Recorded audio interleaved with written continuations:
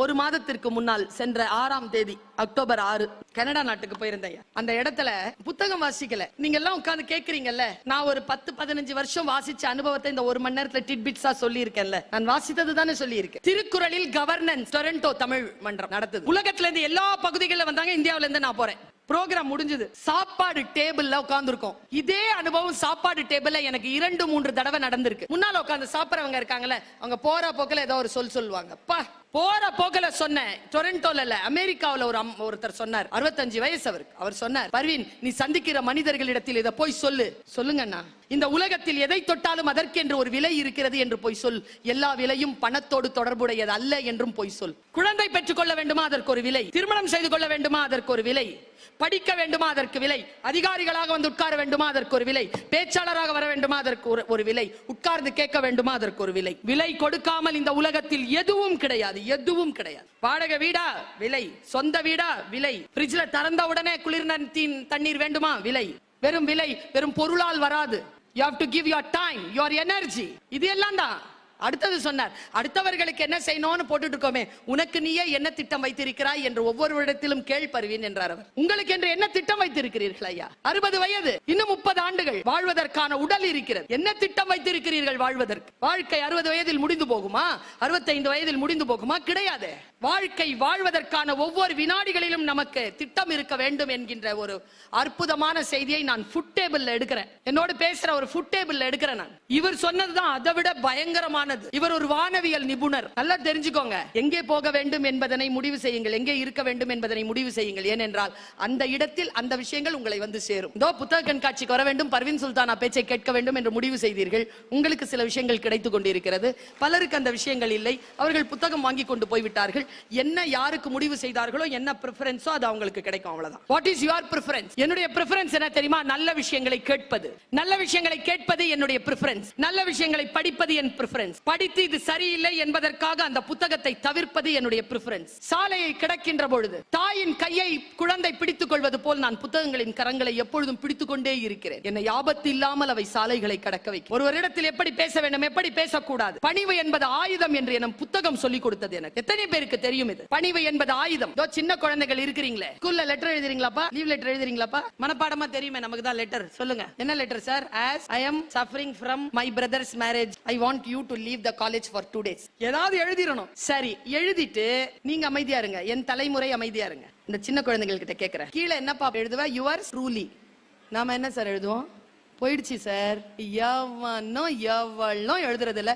yours obediently. என்ன ஈ முன்னால வருமா, ஐ முன்னால வருமான்னு பிரச்சனை. எழுதுறதே இல்ல சார். Truly, faithfully, sincerely. அத டபுள் எல் வருமா, ஒரு எல் வருமான்னு தான் பிரச்சனை. பணிவு என்பது ஆயுதம் தெரியுமா? சில விஷயங்களுக்கு பணிந்து கொள்ள வேண்டும். கொரோனா வந்தது, பணிந்து கொண்டவர்கள் உயிரோடு, பயந்து கொண்டவர்கள் உயிரோடு இருக்கிறோம். சில விஷயங்கள் எதிர்க்கத்தக்கன, சில விஷயங்கள் பணியத்தக்கன. பணிவு என்பதும் ஒரு ஆயுதம் தான் என்று இந்த தலைமுறைக்கு நாம் சொல்லித்தர வேண்டும் என்று புத்தகம் எனக்கு சொல்லி தருகிறது. டீச்சர்ஸ் எல்லாம் பகைக்க கூடாது தெரியுமா?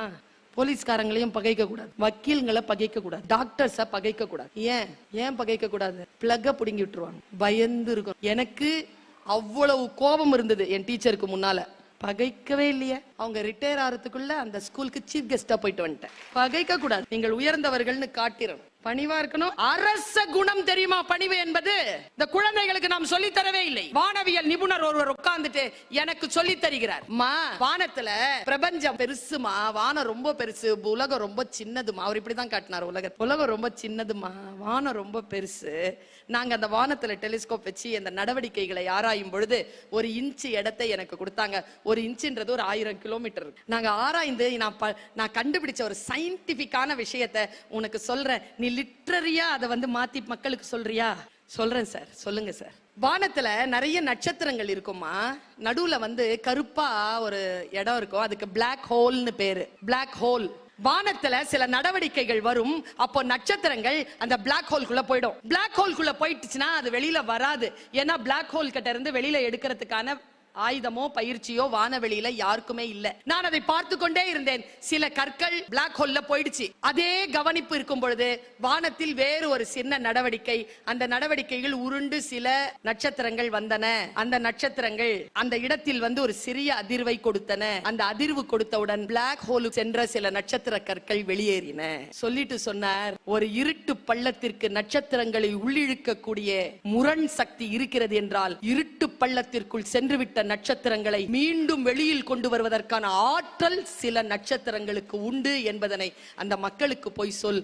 அந்த நட்சத்திரங்கள் தான் புத்தகங்கள். உன்னை இருட்டு பள்ளத்தில் இருந்து வெளியில் கொண்டு வரும் ஆதிமரம் அது. அந்த ஆதிமரத்தில் தான் வேர்களாக அந்த ஆதிமரம் நின்று நமக்கு காய் தருகிறது, கனி தருகிறது, நிழல் தருகிறது. இந்த இயற்கையை காப்பாற்றி உயிர் தன்மையை நமக்கு மேம்படுத்தி கொண்டிருக்கக்கூடிய ஆதிமரம் புத்தகங்கள். இந்த இந்த புத்தகத்துக்கு அத்தனை பேரை எழுந்து நின்று ஏன் மரியாதை கொடுத்தோம்? ஒரு சிறிய புத்தகத்துக்கு. ஏனென்றால் ஏதோ அதை வாசிக்கின்றவர்கள் இருட்டு பள்ளத்திற்குள் போன நட்சத்திரங்களாக இருந்தவர்கள் வெளியேற்றி விட்டா ஆகாய வாசம் என்று வேறு பெயர் வைத்து வாசித்துதான் பார்ப்போமே. நான் ஒரு விஷயத்தை சொல்லவா? நாம் எல்லோரும் வேட்டைக்காரர்கள் தான். யாரும் இந்த உலகத்தை மேம்படுத்த வேண்டும் என்பதற்காக எல்லாவற்றையும் துறந்தவர்கள் இங்க யாரும் கிடையாது. எவ்வளவு முடிகிறதோ அந்த அளவிற்கு வேட்டையாடி செல்கிறோம். நம் வாழ்க்கையை வளப்படுத்திக் கொள்கிறோம், நம் வீட்டை வளப்படுத்திக் கொள்கிறோம், நம் உறவுகளை வளப்படுத்துகிறோம், நம் நாட்டை வளப்படுத்துகிறோம். பாருங்க, ஒரு காட்சியை மட்டும் சொல்லி நான் நிறைவு செய்கிறேன். ஒரு காட்சி என் வாழ்க்கையை அதிர வைத்த காட்சி. இந்த புத்தகங்களை காப்பாற்றிக் கொள்ளுங்கள் பெருமக்களே.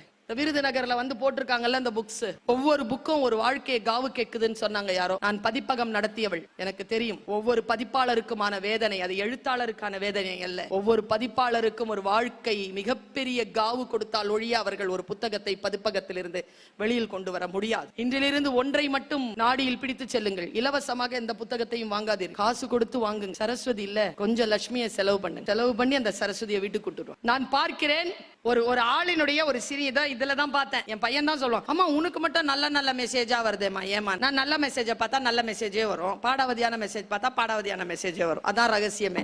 எதை பாக்குறியோ தொடர்ந்து அது வரும். 10 செகண்ட் தொடர்ந்து எதை பாக்குறியோ அதுவே வரும். அது முடிவு செய்ய நீ எதை பார்க்கணும்னு நான் பார்க்க சொல்லுவேன். இது காட்டு என்று நான் சொல்லுவேன். அப்படி நான் பார்த்த ஒரு காட்சி.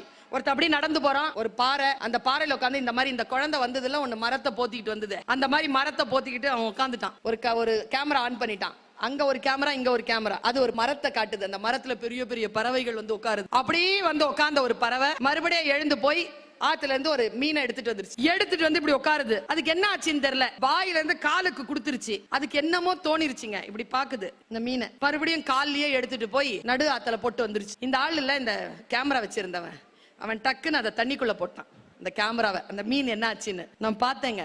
நீங்களும் போட்டீங்கன்னா வரும்னு நினைக்கிறேன். உள்ள போன அந்த மீன் இப்படி மேல இப்படி உள்ள போயிடுச்சு. சிறல்லுன்னு உள்ள போகுது. என்னன்னு தெரியல, ஒரு சிலிர்ப்பு சிலுத்துக்குது. மேல இப்படி பறந்து வருது. இப்படி பறந்தது இப்படி நிக்குது. நடுவுல மேல வரல, உள்ளதான் காட்டுறான் அந்த கேமரா. நதியில அப்படி ஒரு சிலிர்ப்பு சிலுத்துச்சு. அதனுடைய வயிற்றின் பின்பகுதிகள் இருந்து முட்டைகளா வருது. இப்படி ஒரு காட்சிங்க.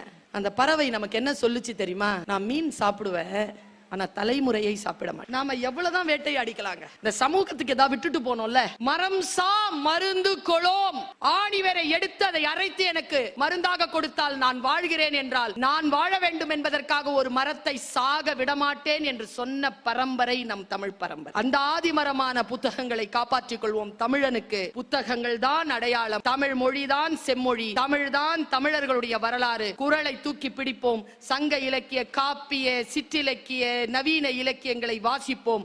அடுத்த தலைமுறைக்கும் அதை கடத்துவோம். சிறகை விரித்து வானத்தில் பறப்போம். நிச்சயமாக சொல்கிறேன், இந்த மரம் நம் ஆதி மரம். வள்ளுவம் என்கின்ற ஆதிமரம், சங்க இலக்கியங்கள் என்கின்ற ஆதிமரம். இந்த ஆதிமரம் நம் பரம்பரையின் அடையாளம். நன்றி, வணக்கம்.